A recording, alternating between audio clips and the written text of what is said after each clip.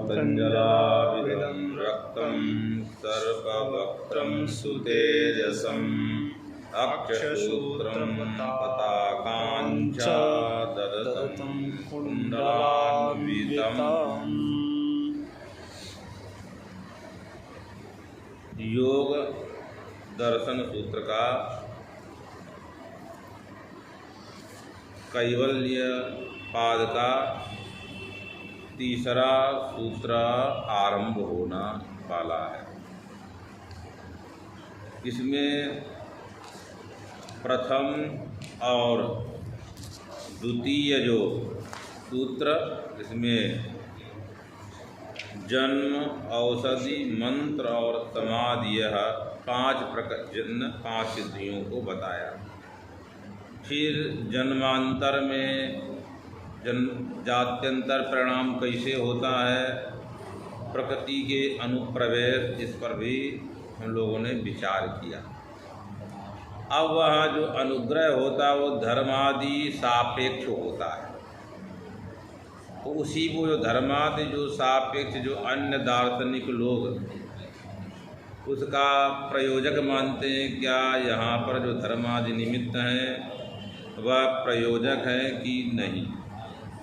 इसीलिए इसके बड़ा सुंदर अवतरणिका में लिखते हैं, धर्म और अधर्म जो किसी भी कार्य मात्र के प्रयुक्त कारण होते हैं, और वेदांत आदि में ईश्वर संकल्प से सब होता है। यहाँ क्या चीज़ है, इस पर विचार करने के लिए सर्वप्रथम सूत्रकार लिखने जा रहे हैं। निमित्तम प्रयोजकम प्रकृतीनां वर्ण भेदस्तु ततः क्षेत्रिकवत्। यह जो प्रकृतीनां निमित्तम अप्रयोजकम, ऐसा हम लोग अन्वय करेंगे। प्रकृतीनां का मतलब है उपादान। सामान्यतया प्रकृति शब्द प्रसिद्ध उपादान कारण है, परंतु यहाँ प्रकृति का लेना है, बहुवचन किया है, तो प्रकृति से कारण लेना, सभी कारण। अन्य दार्शनिक में जैसे सांख्य में प्रकृति ही जगत का उपादान कारण है, परिणामी उपादान कारण। वेदांत में भी माया पदवाच्य जो प्रकृति है वह परिणामी उपादान कारण है। न्याय में परमाणु ही उपादान कारण सृष्टि के प्रति, और सांख्य में प्रकृति, यहाँ तो प्रकृति का तात्पर्य होता उपादान कारण सामान्यतया, परंतु यहाँ बहुवचन जो प्रयोग किया है आदरणीय महर्षि पतंजलि जी ने, वो ये बहुवचन से बताना चाह रहे हैं कि प्रकृति शब्द यहाँ कारण सामान्य परक है, माने जितने भी कारण आए उनका नाम है यहाँ प्रकृति पदवाच्य। इसीलिए कई जगह पर लोग कहते हैं जनकर्तु प्रकृति व्याकरण में कि प्रकृति हुआ प्रभवा, प्रकृति का एक पक्ष की कारण सामान्य परक है, पुत्रात् प्रमोदो जायते निमित्त है।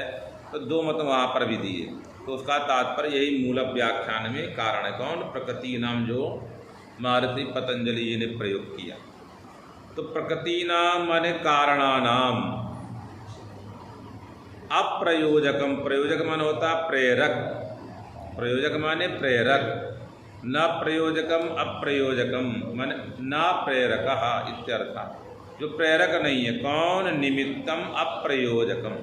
क्योंकि अभी हमने पहले द्वितीय सूत्र में व्यासभाष में लेकर पढ़ के आए, धर्मादि निमित्तम अपेक्षमाणा विकारम अनुग्रहणन्ति के कायेन्द्रिय प्रकृतयः, बहुवचन का। तो इसका मतलब है वहाँ धर्मादि निमित्त सापेक्ष है। तो क्या दर्शनांतर की तरह धर्मादि के बिना कार्य नहीं होगा? वो प्रेरक हैं धर्मादि, किस प्रकार से हैं वो, ये यहाँ चर्चा चलने जा रही है। जो धर्मादि हैं वहाँ प्रेरक हैं कि केवल धर्मादि जो वस्तु पड़ी है, जैसे दृष्टांत देंगे जो क्षेत्र के बाद, जैसे खेत कृतक जोतता है, परंतु वह उपजाऊ जो पैदा होती ज़मीन से होता है, तो केवल जो कड़ापन था जमीन में उसको तोड़ने में कारण केवल किसान है, न कि बीज आदि की अंकुर की उत्पत्ति में कारण है। उसी प्रकार जो धर्म है वह प्रकृति उपादान का प्रयोजक प्रेरक नहीं है। अब उसमें पड़ा हुआ जो आवरण है उस आवरण का वो भेदक है। वह लिखने जो निमित्तम अप्रयोजकम अप्रेरकम निमित्तम किम धर्मादिकम, अर्थात प्रकृतीनाम प्रयोजकम निमित्तम धर्मादिकं न भवति। प्रकृति माने कारण, उन कारणों का प्रेरक धर्मादि नहीं होते हैं। ये क्यों नहीं होते हैं तो व्यास भाष्यकार लिखेंगे क्योंकि प्रकृति का कार्य भी धर्मादि है, वो तो कार्य कोटि के अंतर्गत है। अब कारण वो होता कार्य नियत पूर्ववर्तित्व कारणत्व, तो यह स्वयं धर्मादि भी कार्य है, तो कार्य के पहले नहीं रहेंगे, इसलिए वो निमित्त नहीं हो सकते। धर्मादि जो है प्रेरक नहीं हो सकते क्योंकि वो प्रकृति के कार्य होने से, क्योंकि कार्य कारण का प्रयोजक नहीं होता, कारण कार्य का प्रयोजक होता है, इसलिए कह रहे हैं वो प्रयोजक नहीं हो सकता है। क्योंकि जो धर्मादि जो कार्य अपने कारण के प्रयोजक नहीं है, अभी तो कार्य अपने कारण के अधीन है। कारण क्या है? कारण के परतंत्र है कार्य, और जो प्रयोजक वही होता है जो स्वतंत्र होता है, इसलिए धर्मादि स्वतंत्र नहीं है। धर्मादि क्या है? प्रकृति के कार्य है, इसे प्रकृति से परतंत्र है, इसलिए प्रकृति के प्रयोजक नहीं हो सकते हैं। क्या नहीं हो सकते हैं? प्रकृति के प्रयोजक नहीं हो सकते हैं। उसी तरह वही कह रहे प्रयोजक स्वात, जैसे कुलाल स्वतंत्र है वही प्रयोजक है। जैसे कुलाल के बिना मृत पिंडादि जितना हो पाएगा, नहीं हो सकता है, घट नहीं बन सकता है। उसी प्रकार तो घट रूप कार्य के द्वारा क्या है? कुलाल को घट कार्य प्रेरणा नहीं देता है, घट प्रयोजक नहीं है कुलाल के प्रति। उसी तरह यहाँ पर फिर क्या चीज़ कहने जा रहे हैं? तो फिर धर्मादि क्या करते हैं? आपने कहा कि प्रकृति स्वतंत्र है, कारण स्वतंत्र है, उसका जो धर्मादि है उसका प्रयोजक नहीं बन सकता है। ईश्वर का जो संकल्प आदि है वही बताएंगे प्रयोजक है, क्योंकि ये तो ईश्वरवादी है। क्या प्रयोजक है? तो कह रहे हैं फिर धर्मादि किस काम में आएंगे, इनकी क्या उपयोगिता होगी? उस पर आचार्य लिखने जा रहे हैं। संदेह होने पर प्रकृति नाम निमित्तम धर्मादिकम न प्रयोजकम भवति तर्हि धर्मादिकं किं करोति? प्रकृति नाम वर्ण भेदः। जो कारणों में आवरण पड़ा हुआ है, वर्ण माने आवरण, भेद माने निवृत्ति, जो आवरण पड़ा हुआ है उस आवरण का भेदक कौन है? धर्मादि। जो जैसे खेत में जुताई करेंगे तो उसमें कड़ापन हट जाने से बीज अंकुरित हो जाएगा, तो बीज के अंकुर के जो प्रतिबंधक थे उन प्रतिबंधकों को किसने हटा दिया है? कृषक ने हटाया है। उसी प्रकार जो धर्म आदि हैं ये क्या करते हैं? जो पड़ा हुआ जो आवरण है उस आवरण का अभिभव कर देते, हटा दे। आवरण जो प्रतिबंधक है वह धर्म आदि क्या करते हैं? वर्ण भेद, वर्ण प्रतिबंधका नाम भेद, वेदो नाम नासः निवृत्ति वा, माने प्रकृति के आवरण जो पड़े हैं उन आवरणों की वो नाशक है, अपाकारक है, हटाने वाला है। कथम? इसलिए मन वर्ण का भेदक, इसलिए क्या करना चाहिए? धर्मादि जो ततः माने अन्वय करिए, माने धर्मादि प्रकृति नाम न निमित्तम यत् तद अप्रयोजकम ततः किमागत? ततः तस्मात् कारणात्, ततः माने तस्मात् कारणात् धर्मादिकम वर्ण भेदः, माने धर्मादीनां प्रकृतीनां वर्ण भेदः। जो धर्मादि हैं वह प्रकृति के आवरण के निवर्तक हैं, हटाने वाले हैं। कथम? क्षेत्रिकवत क्षेत्रिणा क्षेत्रकेन तुल्यम क्षेत्रिकवत। क्षेत्र के माने कृषक। तुल्यम किं करोति तेन तुल्यम क्रिया चेदवती। कृषक क्या करता है? तो जैसे कोई पानी लाना है, क्यारी बंदी को तोड़ देता है, बस प्रतिबंधक है, व्याख्यान करेगा वह अपने आप जल सींच देगा, केवल प्रतिबंध को हटाता है। उसी तरह यह जो धर्म आदि हैं उस प्रकृति में पड़े हुए जो आवरण हैं, उन आवरणों का ये क्या करने वाला है? भेदक है। जैसे उन्होंने दृष्टांत दिया था, संस्कार स्मृति का हेतु है, बताएंगे बहुत सुंदर सुंदर आगे वाला। तद्वत यहाँ पर धर्म आदि क्या है? केवल आवरण को भंग करके उसके उद्बोधक मात्र है। क्या है? उद्बोधक मात्र हैं। पहले कहते हैं परमेश्वरस्तु साम्य परिणात्मिका अखिल आवरण अंगेन उद्बोधक। वही कहने जा रहे हैं। अब आगे दृष्टांत इति भाष्य। नहीं धर्मादि निमित्तम प्रयोजकम प्रकृतीनां भवति। अर्थात प्रकृतीनां प्रयोजकम धर्मादि निमित्तम नहीं भवति।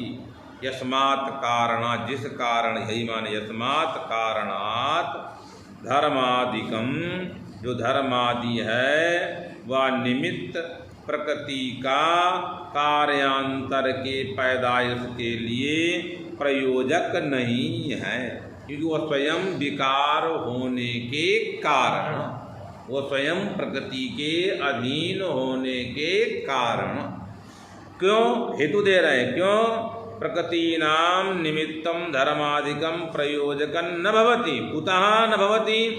कारेण कारणं न प्रवर्त्यते। कार्य के द्वारा कारण की प्रवृत्ति नहीं की जाती। क्यों? कारण के अधीन कार्य होता है, और जो हमारा प्रयोजक वही होता है जो स्वतंत्र होता है। अतः यहाँ पर क्या है? परतंत्र है। कौन परतंत्र है? धर्मादि अपने कारण से परतंत्र हैं। इसलिए धर्मादि क्या करते हैं? वहाँ प्रकृति के कार्य के प्रति किसी कार्य को करने जा रही जो प्रकृति, उसके प्रयोजक नहीं है, अपितु जो वहाँ अधर्मादि जो प्रतिबंधक हैं उन प्रतिबंधकों की निवृत्ति कराते हैं। निवृत्ति द्वारा वह परिणाम के कारण है, साक्षात निमित्त कारण नहीं है। कथम तरिहि, तो आकांक्षा हुई धर्मादि किं कुर्वन्ति तर्हि। जब आप कह रहे हैं प्रकृति के प्रयोजक ही नहीं है, तब जिज्ञासा हुई धर्मादिकं किं, क्या करते हैं? वर्ण भेदस्तु। वर्ण माने आवरण भेद, भेदो नाम निवृत्ति ध्वंसः अभावः। वो क्या करते हैं? आवरण के जो भेदक हैं, आवरण का क्या कर देते हैं? भेद कर देते हैं। कैसे? क्षेत्रिकवत, क्षेत्रकेन तुल्यम क्षेत्रिकवत। जैसे दृष्टांत दे रहे हैं, क्षेत्रिक यथा क्षेत्रिकः माने कृषकः। जैसे कृषक केदारात् अपाम पूर्णात्, माने जो केदार है, केदार माने क्यारी बोलते हैं। जैसे हम लोग भगवान केदारेश्वर, क्यों उनका नाम केदार? केदार वो अब ऐसे हैं, बस केवल उन्हें कोई आकार नहीं है। तो केदार का संस्कृत में अर्थ क्या होता है? जो गांव का खेत, क्षेत्र, क्यारी जो बनाते हो केदार बोलते संस्कृत में। तो अब उस केदार में ऐसे गेहूं के समय में लोग बनाते छोटा छोटा करके, तो उसका चारों तरफ से परिधि बना दी, परिखा है। उस परिखा को क्या, जब जल भर जाता है तो किसान तोड़ देता, आगे वाले में चला जाता। तो क्या करता है किसान ने? क्या किया? केवल प्रतिबंध को हटाया है, मेड़ को तोड़ा है, क्या किया? परिखा को तोड़ा है, और उसने कुछ भी नहीं किया, खेत ने ही पैदा किया।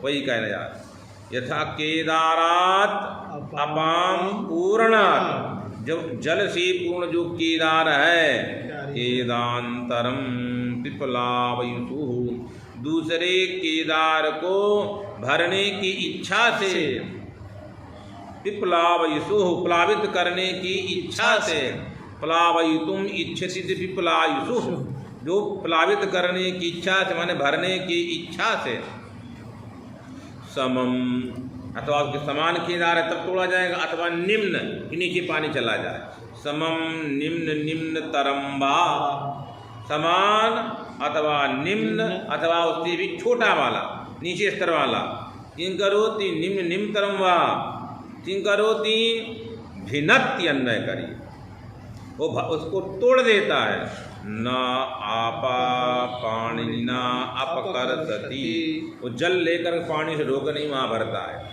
ऐसे पानी लिया फिर इसके आगे में डाला फिर पानी लिया, ऐसा नहीं करता है, केवल मेड़ तोड़ देता है, परिधा को छोड़ दे दूसरे पानी चला जाता है।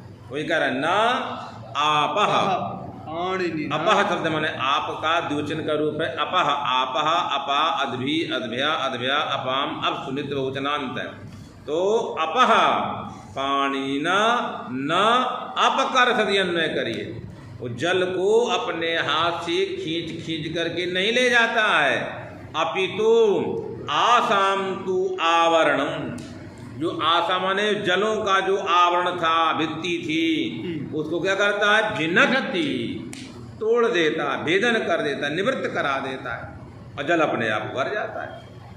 भिन्नति तस्मिन् भिन्ने, उसके जो ही परिखा के टूट जाने पर स्वयमेव प्रकृतयः, जो अपने जो स्वयं ही जो जल की जो स्वभाव है क्या हो जाता है, स्वं सम विकारम अपलावयन्ति, वो प्रकृति अपने अपने जो विकार क्षेत्र है उसको क्या कर देते हैं, भर देते हैं, प्लावयन्ति, यथा स एव क्षेत्रिकः, उसी प्रकार वही क्षेत्रिक, तस्मिन्नेव केदारे न प्रभवति उदकान भौमान, उस जो केदार में जो पैदा हो रही है तो क्या वो कृषक पैदा कर रहा है, गेहूँ चावल खेत पैदा करेगा, स्वयं पैदा करेगा, उसने केवल क्या किया, उसमें जो कड़ापन था पानी की मदद हटा दिया, उसके बाद जब उस गोया अपने आप खेत पैदा करेगा,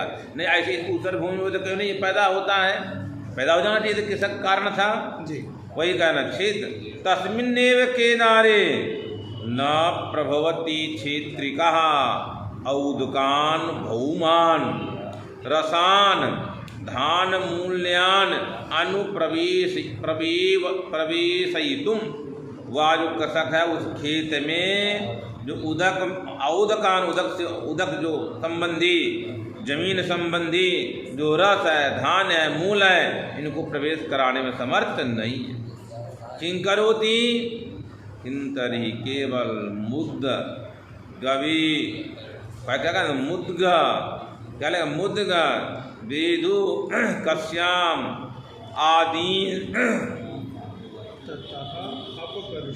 हाँ अर्थात जो उसमें कश्याम आकादीन ततो अपकर्षति, क्या करता है, उन्होंने कहा वो तो प्रवेश नहीं कर पा रहा है, उन्होंने प्रवेश क्या किया, किं करोति, वो जो धान के जो मूल में समीप में जा करके मुद्ग मन उत्पन्न जो क्षुद्र तृण उसको बोलते मुद्ग, अर्थात जो बिना बोए कभी कभी खेत में पैदा हो जाता है, नहीं हो जाता है, नहीं हम लोग पैदा करते हैं, पानी आ गया तो हो जाता है, तो बड़ा सुंदर कहना जाता है, क्षुद्र तृण जो जंतु है उसी का कम से कम मुद्गा मन मूंग, गवेधुक माने चना, लिखे ना मुद्गा एक लिखा है, गवेधुक, गवेधुक माने चना, श्यामक माने सामा चावल जो होता है, और आगे से क्या लिखने जा रहे हैं, आदीन माने घास फूस आदि अपने आप पैदा होने लगते हैं, वही धान्य मूलानी अनुप्रवेशयितुम, वो जो धान के समीप स्वाभाविक जो बिना बोए वो क्या करता है, ये सब करने जा रहा रसान, तथा चा मुद्ग माने क्या हुआ, उड़द, हाँ वही उड़द लेना है, उसके बाद क्या हुआ ये लिख रहे हैं, गेधुक माने मुद्ग हुआ, गेधुक माने चना, गवेधुक माने चना शब्द का अर्थ किया, श्यामक माने श्यामा चावल, तो कैसा शब्द का प्रयोग किया है, मुद्गा मुद्ग गवीधुक श्यामका दीन आदि से घास फूस ले लीजिए। ततो अपकरसति माने उसके धान्य की मूल के समीप में क्या करता है, जो उसके विरोधी हैं उनको उखाड़ उखाड़ के फेंक देता। कौन? किसान। जो घास फूस है उसको अपकरसति, अपने आप ही पैदा हो जाएगा। वही कह रहा इति अपकरसति। कहाँ गए? अपकरसति अपकृष्टे सूतेषु।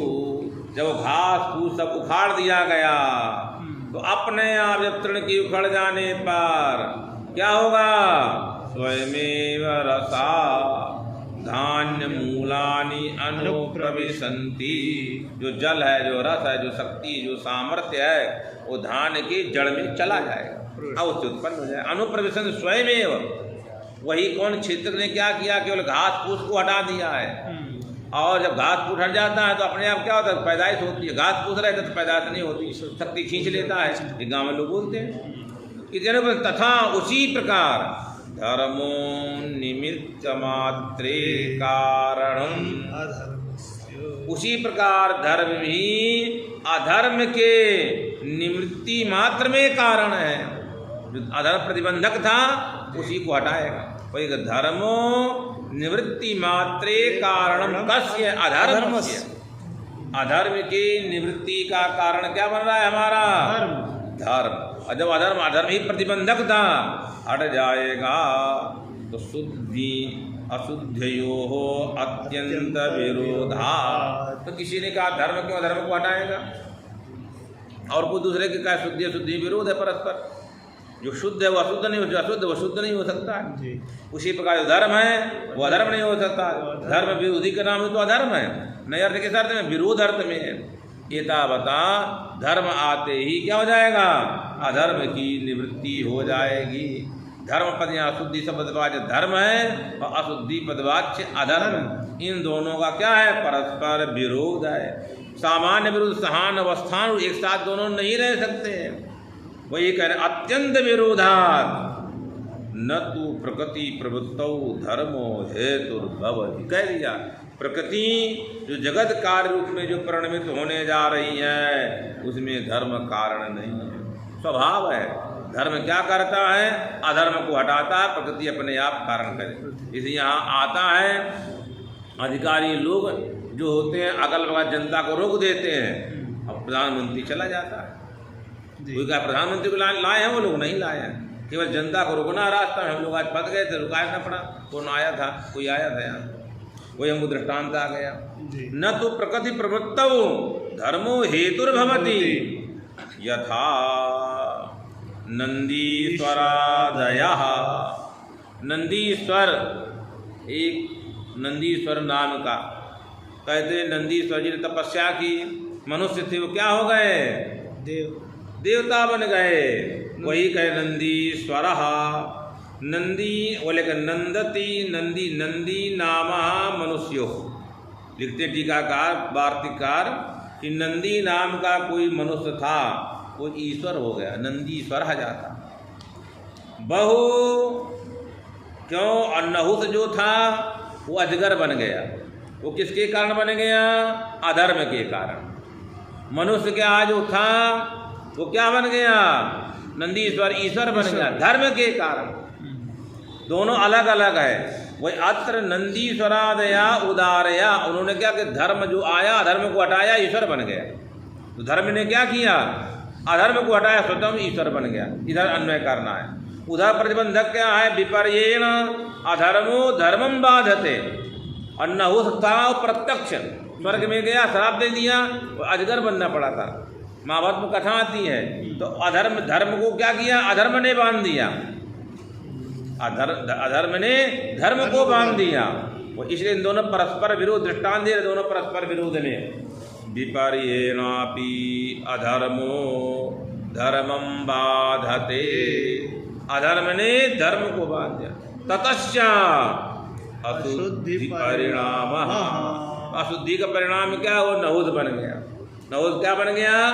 अजगर बन गया। लेकिन तत्रापि किम उदारया नहुसा जगर आदया उदार्या।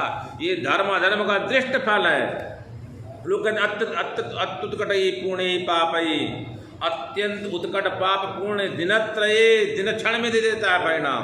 उन्होंने कहा जगर होगा, तुरंत प्रत्यक्ष हो गया, जन्मांतर नहीं करना, परिणाम हो गया। इधर धर्म हुआ, बन गई ईश्वर तुरंत है, ये प्रत्यक्ष है। इसलिए अत्यंत उत्कट जो पुण्य पाप होते हैं उसके जन्मांतर नहीं, इसी जन्म में भोगना पड़ता है, इसी जन्म में वो परिणाम हो गया। जात्यंतर परिणाम का दृष्टांत सब, जात्यंतर प्रण प्रकृत्या पूर्णात्, ये जात्यंतर का परिणाम हो गया। वो देव रूप में बन गया और जो देव था बन गया जगर रूप में, न हो, ये स्थिति है। इति अतः पुरुषार्थ एव हेतु कार्यते, इसका मतलब है कि यहाँ पर जो धर्माधर्म है वो क्या है हमारे, वह कहीं धर्म अधर्म का निवर्तक है और कहीं अधर्म धर्म का बाधक है। अब कार्य कौन करती है? स्वयं प्रकृति ही करती है। इस क्षेत्र की तरह, इसकी तरह क्षेत्र के बाद ये उन्होंने दृष्टांत दिया। ये गुरुजी नंदीश्वर जो है, नंदी सूत्र के चतुर्थ पादांतर्गत जो तीसरे सूत्र के पश्चात चौथा सूत्र आरंभ हो रहा है। निर्माण चित्तान्यस्मिता मात्रात् लिखने जा रहे हैं। क्या चीज है? तो क्रम से लिखने जा रहे हैं। इनका अवतरण एक व्यक्ति लिख रहा है सूत्र का, यहाँ भी लिखे अवतरण। सामान्य क्या है? निमित्त निर्माण चित्तानी अस्मिता मात्रा, बहुवचन दे, निर्माण चित्तानी। कौन? योगी चित्तों का निर्माण कर रहा है। देख लीजिए, अस्मिता मात्रा, अभिमान मात्रा, अभिमान मात्र से योगी क्या करेगा? चित्त निर्माण चित्तानी, चित्तों का निर्माण करने वाला है।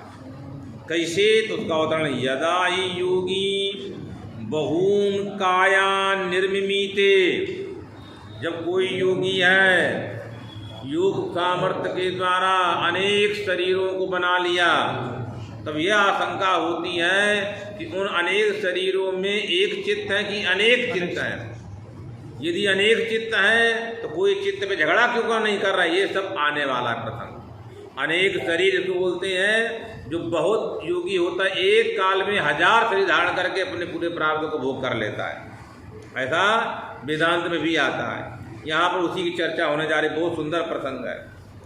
तो इसको लिखते हैं, यदा योगी बहून काया निर्मिमीते, जब कोई एक योगी जब अनेक कार्यों का निर्माण करता है। ये सिद्धों का बताने जा रहा है, चित्त का परिणाम निर्माण कर सकते हैं सिद्ध लोग, शरीर का।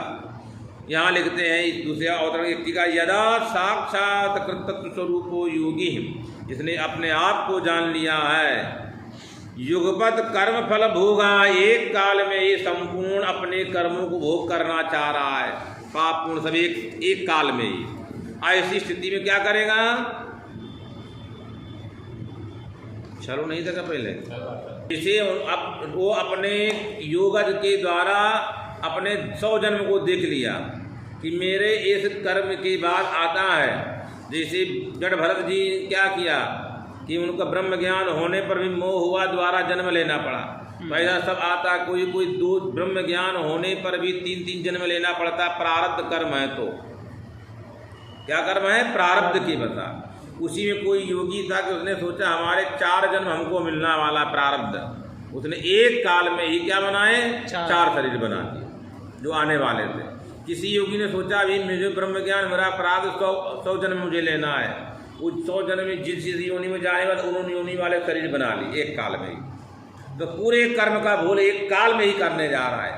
ऐसी स्थिति में आत्मीय निरतिशय विभूति अनुभवात, अपने आत्मीय विभूतियों के अनुभव से युगपद अनेक शरीर धारण कर लेता है। तब वहाँ पर जब प्रश्न आया कि वह एक मन होकर रहता है अनेक शरीरों में, कि अनेक मन होकर उन शरीरों में रहता है। योगी ने अनेक शरीर धारण कर लिए अपने कर्मों के फल के भोग के लिए। ऐसी स्थिति में जो अनेक शरीर योगी ने ही बनाए हैं, उन बने जो अनेक शरीर हैं, उन अनेक शरीरों में जो अलग अलग जो चित्त हैं वह एक है कि अनेक है? एक मनस्क है वह अनेक मनस्क है। यही यहाँ प्रश्न है, किम एक मनस्कास्ते भवन्ति वा अनेक मनस्का ते कायादयः। जो काया है वह एक मन वाला होता है कि अनेक मन वाला? हर शरीर में अलग अलग मन होंगे कि एक ही मन से संपूर्ण शरीरों का कार्य किया जाएगा? यदि एक से करना चाहेंगे तो सभी को सुख अनुभव होगा, तभी तो कहाँ भोग हुआ? किसी से पाप का भोग कर रहा है, किसी से पुण्य का भोग कर रहा है, बड़ी समस्या हो जाएगी। अनेक हैं तो आपस में झगड़ा क्यों नहीं हो रहा जा रहा है? कोई कहने जा रहा है। अतः क्या चाहिए? अनेक मनस्क है कि एक मनस्क है? ऐसी स्थिति में सूत्राया निर्माण चित्तानि अस्मिता मात्रा। कारण योगी स्वयं अपने निर्मित जो शरीर हैं उन शरीरों में अपने संकल्प मात्र से, अस्मिता मन अहंकार मात्र से, किं करोति निर्माण चित्तानि, बहुवचन दिया है, इसका अनेक चित्तों का निर्माण करता है। जितने शरीर उतने चित्त। तो इस पर दूसरा प्रश्न आएगा भी, जितने शरीर उतने, उनको नियामन कौन करेगा? किसने किया? तो बताने जा रहे, सएव अहंकार मात्र से उसने बनाया। वही मन ही कारण है। जितनी इंद्रिय है अंतःकरण प्रति शरीर में भिन्न भिन्न निर्माण करता है, उन सब का कारण एक अहंकार है। सभी चित्त सभी अलग अलग शरीर में अलग अलग उत्पन्न हुए जो हमारी इंद्रियां, अलग अलग हुआ मन, उन सब का कारण केवल एक अहंकार है। अहंकार, इसलिए ये लोग क्या मानते हैं? अहंकार से इंद्रियों की उत्पत्ति आती है।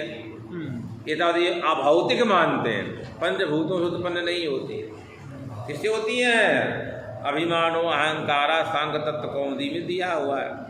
तो आज सात्विक अहंकार आता, तो इससे क्या होता है? एक गणस्थ एकादश का पंच तन्मात्र पंचभूत अलग उत्पन्न होते हैं, और अहंकार से, सात्विक अहंकार से एकादश इंद्रिय उत्पन्न होती है। इसलिए इनके यहाँ क्या अभौतिक है, वेदांत में भौतिक है। वहाँ पर भी चक्षुरादि भौतिक है, भूत से उत्पन्न है, परिणाम है, न्याय में भी। परंतु सांख्य युग में ये अभौतिक है, भूतों से उत्पन्न, अहंकार से उत्पन्न है। अतः अहंकार मन अस्मिता मात्र शब्द का प्रयोग कि मन अहंकार अतिरिक्तम किमपि नास्ति। अहंकार से अतिरिक्त कोई वहाँ उपादान कारण नहीं है। निमित्तेन, और कैसा? उनका केवल संकल्प मात्र है। इसलिए इंद्रिय अंतःकरण प्रति निर्माण शरीर में भिन्न भिन्न उत्पन्न कर देता है। जैसे इन्होंने दृष्टांत दिया है, अलग अलग करके क्या करता है? निर्माण करता है। पहले कहते हैं अस्मिता मात्रम चित्त कारण, अहंकार मात्र। मात्र शब्द ने मनोव्यावृत्ति, संकल्प मात्रेण मनसो निमित्त मात्रत्वात्, संकल्प मात्र ही यहाँ मन निमित्त है। अतः चित्त शब्द मनोमात्रवाची ही, क्या चित्त शब्द ना चित्त निर्माति, चित्त माने मन का निर्माण करता है।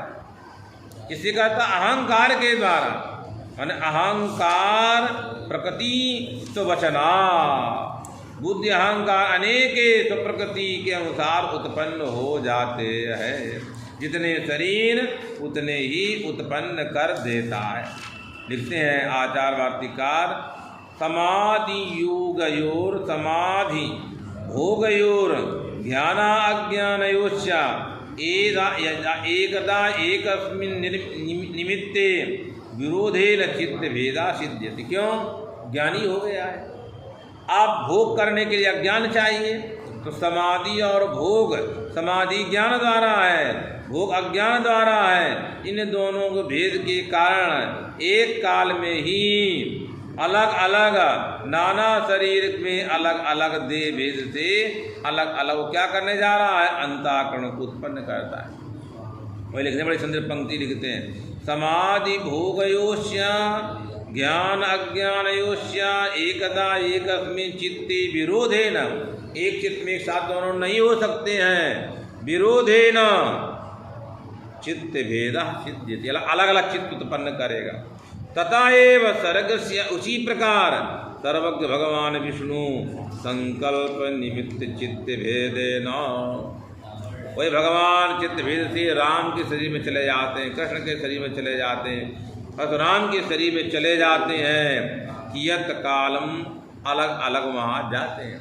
उसी तरह यह योगी अलग अलग शरीर में चला जाएगा। यदा योगी जीव भेदानेव तो देहा निर्मितेषु देहिंद्रिय संघातेषु अनेकेषु योजयति, वह जो अपने द्वारा निर्मित जो उसके देह आदि संघात है उनको लगाता है। अतः अनेक अंतःकरण उसको चाहिए। क्या चाहिए? अनेक अंतःकरण। वही कहने जा रहे हैं, तथा च निर्माति ततः सचित्तानि भवन्ति, और चित्त वाला हो जाता। क्या हो जाता है? चित्त। एकस्त लिखते हैं वायु पुराण के श्लोक, एकस्तु प्रभु भक्त्या, वार्तिकार ने लिखा एकस्तु प्रभु भक्त्या वही बहुधा भवतीश्वरः भूत्वा यस्मात्तु बहुधा भवत्येकः पुनस्तु सः। प्रभु शक्त्या, अपनी सामर्थ्य के द्वारा एक होकर के भी ईश्वरा बहुधा भवती, भूत्वा यस्मात् बहुधा, भव करके भी अनेक, भवति एकः पुनस्तु सः, फिर एक हो जाता है। परमात्मा अनेक भी हो गया फिर एक हो जाता है। तस्माच्च मनसो भेदा, मन के भेद हो रहे हैं। मनसा मनसो भेदा जायन्ते चैते एव ही, ये मन के भेद हैं।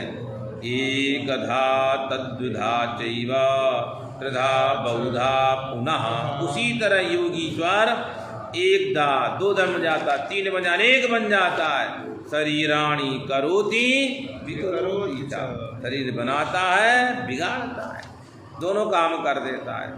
प्राप्नुयात विषयान, माने किसी से विषय भोग करता है।